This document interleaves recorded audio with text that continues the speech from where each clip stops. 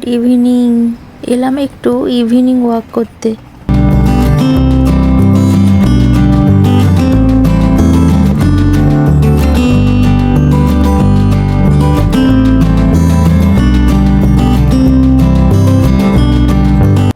এই এরিয়াটা recent parking area হয়েছে, না হলে আগে পুরোটাই বালিময় ছিল।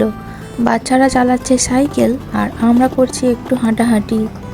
আর ওয়েদারটাও ছিল বেশ ভালো। বাচ্চাদের একবার নিচে আসলে আর উপরে যাওয়ার তো কোনো কথাই নেই।